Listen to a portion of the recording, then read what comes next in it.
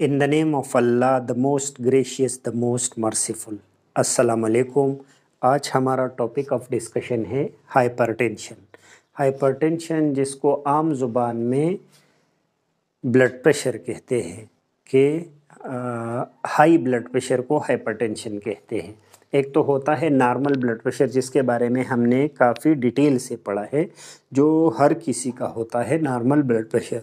लेकिन normal range से अगर वो ज़्यादा हो जाए या कम हो जाए तो ज़्यादा को हम हाइपरटेंशन और कम को हम हाइपोटेंशन कहते हैं। What is hypertension? Hyper mean ज़्यादा, टेंशन मीन प्रेशर। तो अगर हार्ट के जो ब्लड को जो पंप करता है और वो जो प्रेशर एक्सर्ट करता है वेसल पर, अगर वो नॉर्मल से ज़्यादा हो तो ये कंडीशन क्या है? Hypertension. The sustained high blood pressure is known as hypertension. अब सस्टेन लफ्ज़ इसलिए लिखा गया है कि ऐसा नहीं है कि आपने किसी का ब्लड प्रेशर एक दफ़ा नोट किया और वो ज़्यादा था और आपने उसको कहा कि आपका हाइपरटेंशन है या आपका ब्लड प्रेशर ज़्यादा है।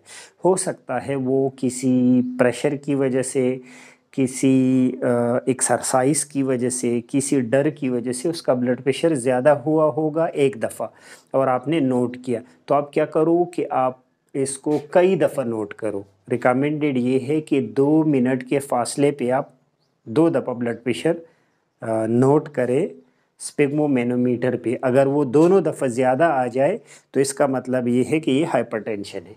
तो इसलिए सस्टेन लिखा है कि ये परसिस्टेंट हो, ऐसा ना हो कि एक दफ़ा हो, आपने 2 दफ़ा 3 दफ़ा वीकली नोट किया और वो ज़्यादा था तो आप उसको हाइपरटेंशन लेबल करो। अब कब कितना ज़्यादा हो जाए आप इसको हाइपरटेंशन कहोगे? तो इसके लिए ग्रेडिंग सिस्टम है। ये ग्रेडिंग सिस्टम किसने दिया है? अमेरिकन कॉलेज ऑफ कार्डियोलॉजिस्ट ने या अमेरिकन हार्ट एसोसिएशन ने। उसने क्या कहा है? उसने ये कहा है कि अगर आपका ब्लड प्रेशर 120/80 से बिलो हो, 120/80 का मतलब ये है 120 मीन सिस्टोलिक और 80 मीन डायस्टोलिक। अगर 120/80 mm ऑफ EG से बिलो हो तो आप इसको नॉर्मल कहे। और अगर ये जो ऊपर का सिस्टोलिक है, जो हार्ट कंट्रैक्शन के दौरान ब्लड प्रेशर शो करता है 120 to 129 है, अगर यानी 120 से अबाउ गया कब तक? 129 तक। और 80 जो डायस्टोलिक है, अगर इतना गया तो आप इसको प्री हाइपरटेंशन कहो। प्री हाइपरटेंशन का मतलब ये है कि इस पर्सन को अनकरीब ब्लड प्रेशर होने वाला है, ये प्रॉन है ब्लड प्रेशर के लिए, तो ये प्री हाइपरटेंशन है। और यहाँ पे हम इसमें और स्टेज 1 में, स्टेज 1 अभी हम देखेंगे कि क्या है। इसमें हम क्या करते हैं? इसको नॉन फार्माकोलॉजिकल ट्रीटमेंट देते हैं, यानी इसको एहतियाती तदाबीर जो कहते हैं वो सारे अप्लाई करते हैं। तो प्री हाइपरटेंशन ये हो गया। स्टेज 1 हाइपरटेंशन अगर 130 से 139 तक है और डायस्टोलिक प्रेशर है जो हार्ट ड्यूरिंग रिलैक्सेशन अप्लाई करता है जो प्रेशर, तो 80 to 89 हो जाए तो हम इनको स्टेज 1 हाइपरटेंशन लेबल करेंगे। स्टेज 1 हाइपरटेंशन क्या है? अगर सिस्टोलिक 130 से 139 है और डायस्टोलिक 80 से 89 तो हम इस ब्लड प्रेशर को स्टेज 1 कहेंगे। अब अगर ये ब्लड प्रेशर 140/90 हो जाए या इससे ज़्यादा हो जाए, 140/90 से ज़्यादा हो जाए तो हम इसको स्टेज 2 हाइपरटेंशन कहेंगे। याद रखिएगा, स्टेज 2 हाइपरटेंशन वो हाइपरटेंशन है जिस पे हम ट्रीटमेंट स्टार्ट करते हैं, फार्माकोलॉजिकल ट्रीटमेंट, ड्रग देना शुरू कर देते हैं 140/90। अगर बंदा नॉर्मल है, उसको कोई दूसरा कंडीशन नहीं है जैसे शुगर है, तो इस लेवल पे हम स्टार्ट करते हैं इसका इलाज। और अगर पेशेंट जो है उसको कोई दूसरा भी डिजीज़ है, जैसे डायबिटिक है वो, या कार्डियक का कोई और इशू है, अथीरोस्क्लेरोसिस है, तो हम फिर 130 से यहाँ पे स्टेज 1 पे भी इलाज शुरू कर देते हैं।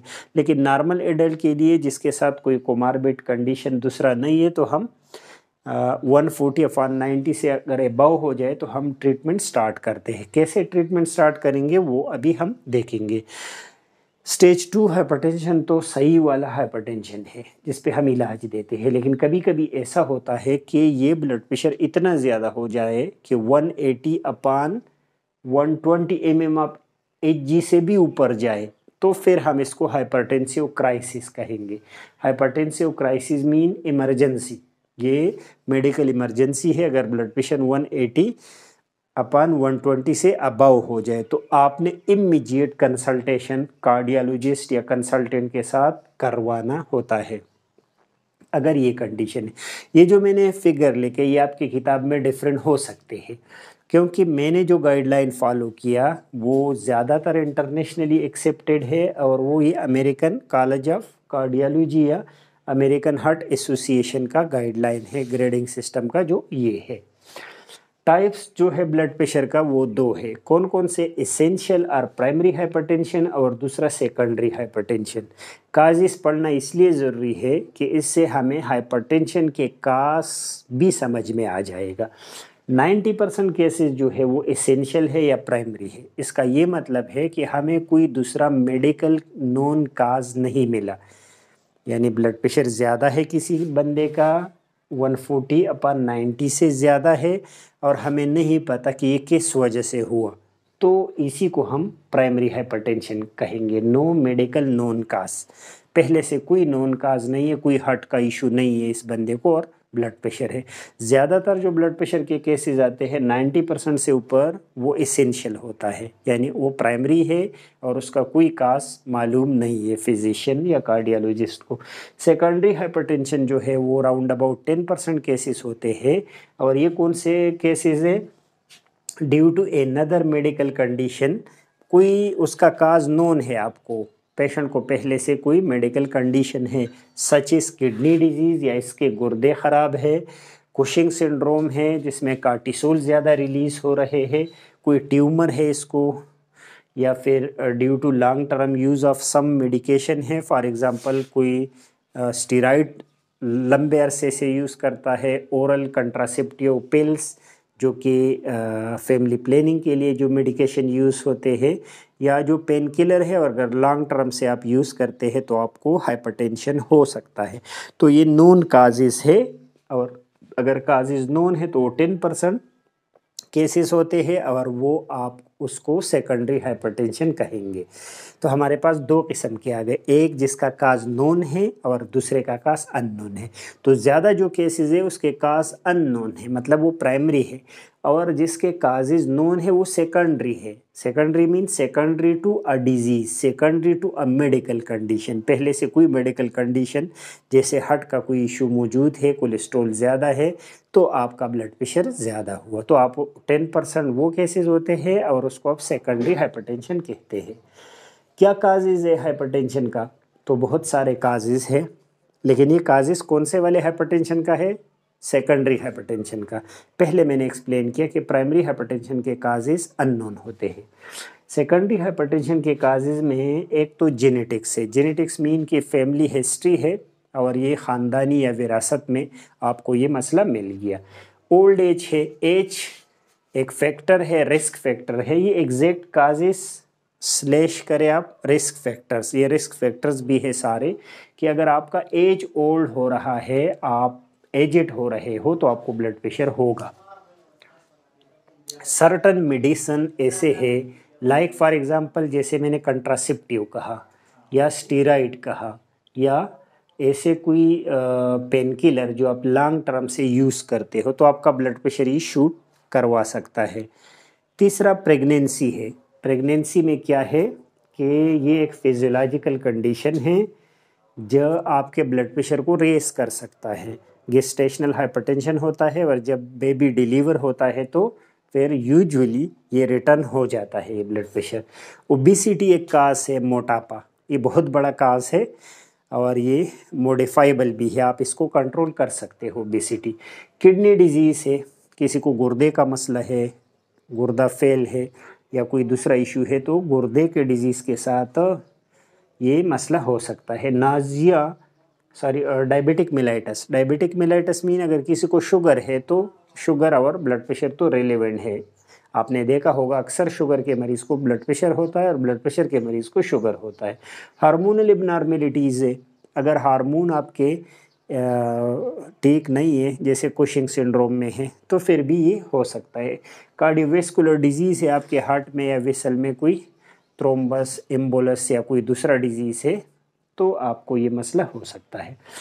ब्लड प्रेशर के साइन एंड सिम्टम क्या होते हैं, कैसे आपको पता चलेगा? तो ज़्यादा केसेस जो होते हैं वो एसिम्टमेटिक होते हैं। एसिम्टमेटिक का मतलब है कि पेशेंट आपके पास आया, आपने एक्सीडेंटली चेक किया, रूटीनली एग्जामिन किया तो आपको पता चल गया कि इसका तो ब्लड प्रेशर है, उसको खुद नहीं पता होता है, कोई सिम्टम उसको नहीं होता। ज़्यादा केसेस में ऐसा होता है। और जहाँ पे सिम्टम होगा तो या तो उसके सर में दर्द होगा, हेडेक, ब्लर विजन, अंधेरा होगा उस आंखों के सामने, इरिटेटिव एंड इमोशनल, ये भी एक सिम्टम है। इरिटेटिव एंड इमोशनल का क्या मतलब है कि ये जो बंदा होता है ये इरिटेटिव होता है और इमोशनल होता है, जिसको हम जज्बाती भी कहते हैं, बात बात पे गुस्सा भी हो जाता है, ये बड़ा इरिटेटिव बंदा होता है। डिजीनेस मीन इसको चक्कर आने लगते हैं, वर्टिगो। नाजिया एंड वोमिटिंग, इसको बाकायदा इसकी वोमिटिंग होती है, उल्टी या उल्टी जैसे फीलिंग हो सकती है। एक्सेसिव यूरिनेशन, कुछ केसेस में बंदे को बार बार पेशाब आता है, तो ये भी किसके साइन हैं? हाइपरटेंशन के।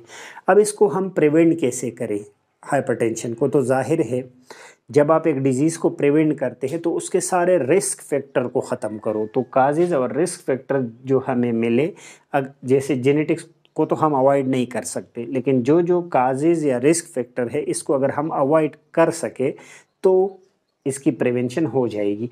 जैसे आप वेट रिड्यूस करो, क्योंकि ओबेसिटी इसकी एक कास है, तो आप वज़न कम करो। Avoid red meat, red meat आप अवॉइड करो। रेड मीट यानी सुर्ख मीट, गोश्त।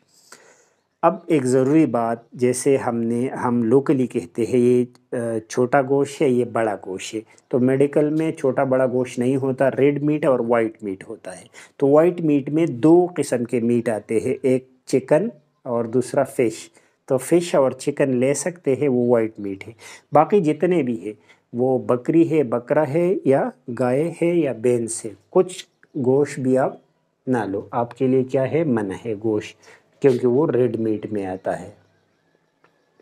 रेगुलर एक्सरसाइज करो ताकि ओबेसिटी भी ना हो और आपका सर्कुलेशन सही से चले।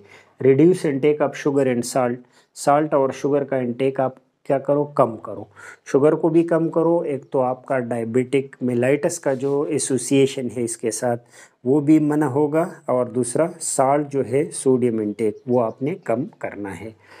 रिड्यूस स्ट्रेस, स्ट्रेस को आप रिड्यूस करो, कम करो, यानी डिप्रेशन जो है वो भी इसके लिए एक रिस्क फैक्टर है। तो अगर आप स्ट्रेस को अवॉइड करो तो बहुत सारे कंडीशन आपके मना हो सकते हैं। Frequent use of dietary fibres, आप खाने में जो यूज़ करते हो वो डाइटरी फाइबर यूज़ करो। डाइटरी फाइबर का वो मतलब है कि रेशे वाले खुराक, जैसे सब्जियां हैं। Fat free dairy food, dairy food मतलब मिल्क आप और दही ले सकते हो, लेकिन उसका जो फैट है, जो मलाई है, बालाई है, उसको आप रिमूव करो। Avoid tobacco and alcohol, tobacco और एल्कोहल का कंजम्पशन आपने कम से कम करना है। टोबैको मीन स्मोकिंग में या किसी दूसरे नस्वार में या किसी और फार्म में आप टोबैको को अगर इनहेल करते हो तो उसको अवॉइड करो, क्योंकि उसका एसोसिएशन है ब्लड प्रेशर के साथ।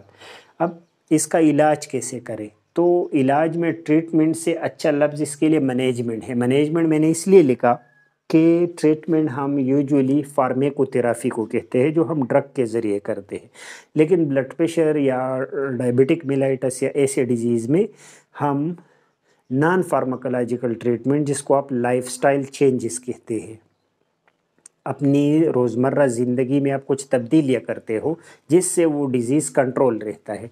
तो हाइपरटेंशन के केस में आपने मैनेजमेंट करना है, और ज़्यादा इम्पॉर्टेंट कौन सा मैनेजमेंट है? Non pharmacological. तो नॉन फार्माकोलॉजिकल से हमारा मतलब है कि इसमें मेडिसिन नहीं है, और फार्माकोलॉजिकल 2 नंबर पे जो है वो उसमें आप मेडिसिन दोगे। नॉन फार्माकोलॉजिकल ट्रीटमेंट यूजुअली आप प्री हाइपरटेंशन में स्टार्ट करते हो, और नॉर्मली भी आप अगर नॉर्मल ज़िंदगी भी गुजारते हो और इस पे अमल करते हो जो नॉन फार्माकोलॉजिकल ट्रीटमेंट है, तो आगे जाके ये कंडीशन डेवलप नहीं होगा। फिर भी अगर आप प्री हाइपरटेंशन है या स्टेज 1 में है तो आपने फिर स्ट्रिक्टली नॉन फार्माकोलॉजिकल ट्रीटमेंट का जो ऑप्शन है वो अपनाना है। इसमें आप क्या करते हो कि लाइफस्टाइल को मॉडिफाई करते हो, जैसे वेट रिडक्शन करते हो। अब किसी को क्या पता चलेगा कि मेरा वेट कितना होना चाहिए, जैसे आइडियली 70 केजी है तो ज़रूरी नहीं कि 70 केजी हर बंदे के लिए हो। अब अगर किसी का हाइट बहुत कम है तो उसके लिए तो फिर 70 केजी ज़्यादा हुआ। तो आपने इसके लिए BMI बॉडी मास इंडेक्स मालूम करना है। अगर बॉडी मास इंडेक्स 18.5 से 24.9 या आसानी के लिए आप 25 कहो, 18.5 से अगर 25 केजी पर मीटर स्क्वायर आपका वैल्यू आ जाता है तो आप नॉर्मल हो। इससे ऊपर आता है तो ओवरवेट, और 30 से ऊपर फिर ओबीस। अगर आपको BMI कैलकुलेट करना नहीं आता तो चैप्टर नंबर 11 में जो डाइजेशन के अंदर मैंने ये फार्मूला सिखाया भी है और कैलकुलेट भी किया है, आप वहाँ से BMI बॉडी मास इंडेक्स का आप देख लें। फिज़िकल एक्टिविटी आप ज़्यादा से ज़्यादा करो। एक्सरसाइज कहते हैं कि आपने हफ्ते में हर दिन या कम से कम 5 दिन, 7 दिनों में 5 दिन आपने पर डे 30 मिनट के लिए एक्सरसाइज करना होता है। अल्कोहल कंजम्पशन आपने मना करना है। और इसके अलावा आपने एडॉप्ट डैश ईटिंग प्लान, ये ईटिंग प्लान है, खुराक का प्लान है कि आप खुराक कैसे खाओ, तो उसको डैश कहते हैं। ये एसोसिएशन वाले डैश का मतलब है dietary appropriate to stop hypertension. वो डाइट जो आपके लिए हाइपरटेंशन को स्टॉप करे वो वाले डाइट आप लो। तो वो वाले डाइट का मैंने आपको पहले भी बता दिया कि फाइबर वाला खुराक आपने लेना है, रेड मीट को नहीं लेना, और ज़्यादा साल्ट को आपने इंटेक नहीं करना है। तो ये प्लान आपने अडॉप्ट करना है। ये है नॉन फार्माकोलॉजिकल ट्रीटमेंट हाइपरटेंशन के मैनेजमेंट है। फार्माकोलॉजिकल ट्रीटमेंट कौन सा वाला है, तो उसमें आपने ड्रग देना है। ड्रग आप ख़ास हिसाब से दोगे, जैसे एंजियोटेंसिन कन्वर्टिंग एंजाइम, ये क्लास है ड्रग का ACE इनहिबिटर्स, ये आपने देना है। या फिर इसकी जगह ARB का मतलब एंजियोटेंसिन रिसेप्टर ब्लॉकर, ये एंजाइम के लिए है, एंजाइम को ब्लॉक करता है, ACE एंजाइम है। और ये डायरेक्ट उसी रिसेप्टर जहाँ पे ये अटैच होता है वो रिसेप्टर को ब्लॉक करता है। या फिर इसी फर्स्ट नंबर में आपने कैल्शियम चैनल ब्लॉकर देना है। अब मैंने 3 ड्रग लेके, तो ये वाला जो है ये ACE इनहिबिटर, ये आपने स्टार्ट में देना है। लेकिन इसकी जगह अभी मॉडर्न जो ड्रग है जिसके एडवर्स इफेक्ट, जैसे इसका ड्राई कफ एडवर्स इफेक्ट है ACE इनहिबिटर का, इसका नहीं है ARB इसका, तो ये आपने देना है। इसमें सारे प्रिल जैसे रेमाफ्रिल है, लिसिनोप्रिल है, वो ACE इनहिबिटर है। और सर्टान जिसके पीछे आता है, जैसे लो सर्टान, वो ARB है। और कैल्शियम चैनल ब्लॉकर जैसे एम्लोडिपिन है। तो आपने क्या करना है कि अगर बंदे की उम्र 55 साल या उससे कम है तो आपने ACE इनहिबिटर और ARBs को आपने देना है। और अगर 55 ईयर से अबव बंदा है तो आपने फिर कैल्शियम चैनल ब्लॉकर जैसे एम्लोडिपिन है उससे स्टार्ट करवाना है ट्रीटमेंट। तो फर्स्ट ऑप्शन पे आपने ACE इनहिबिटर दिया या ARB दिया या कैल्शियम चैनल ब्लॉकर दे दिया।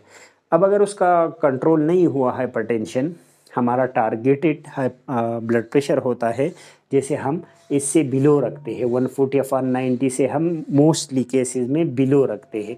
तो अगर इससे बिलो नहीं हो रहा तो आपने 8 डायरेटिक्स, एक और ड्रग जो आपके पेशाब को ज़्यादा करता है उस क्लास को डायरेटिक कहते हैं। इसके अंदर बहुत ज़्यादा ड्रग्स है, जैसे उसका बहुत ज़्यादा यूज़ होने वाला ब्रांड जो है वो फ्रोसिमाइड, ब्रांड तो नाम में नहीं लेना चाहता, लेकिन उसके अंदर जो मेडिसिन है वो फ्रोसिमाइड है।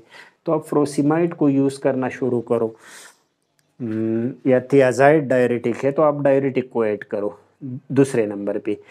तीसरे नंबर पे 8 बीटा ब्लॉकर और अल्फ़ा ब्लॉकर और बोथ। अब अगर इससे भी ठीक नहीं हुआ, ये मैं 8 लिखता हूँ, देखो ये भी अपने देना है। अब ये भी अपने स्टार्ट किया, अब इससे भी नहीं हुआ तो बीटा ब्लॉकर, जैसे बहुत ज़्यादा यूज़ होता है ये बीटा ब्लॉकर, जैसे प्रोप्रेनालोल है, लोल वाले एटिनालोल है। जे लोल वाले ड्रग जो है वो बीटा ब्लॉकर है। बीटा एक रिसेप्टर का नाम है, वहाँ जाके उसको ब्लॉक करता है तो इसका नाम बीटा ब्लॉकर है।